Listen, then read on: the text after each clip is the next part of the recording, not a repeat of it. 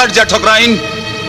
ये हमरा के घर से बेघर कर देलस, हमार जवान बेटी के जिंदगी बर्बाद कर देलस। एकरा चलती हमार फूल जैसन बेटा खिले से पहले मुरझा गई। आज एकरा के हम जिंदा ना छोड़ब। ये तो का कहता रे भैया? ये तो हम जानत रहे कि इनकरा रास्ता गलत बा, बाकी इतना गलत बा ये हम ना जानत रहे। तोरा पर तो दुख के पहाड़ टूट गइल बा।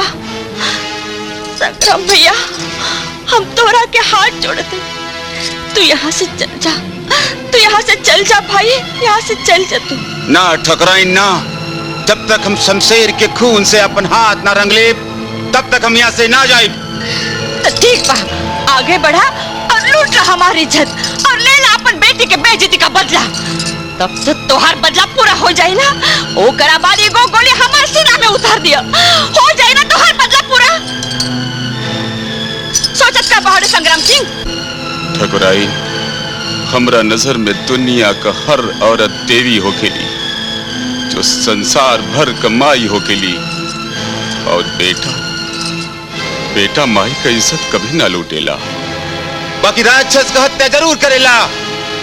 आज के बाद शमशेर हमरा सोचे जब भी आई, हम ओकरा की जिंदा ना छोड़ब, हम ओकरा की जिंदा ना छोड़ब, ना छोड़ब।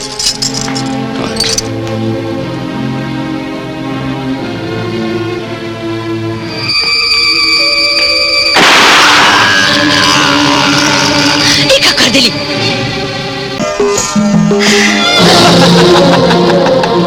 बड़ी सरकार रउआ ते शाम के सपना देखता रिस, हम तो सब सपना चूर चूर करके रख दे।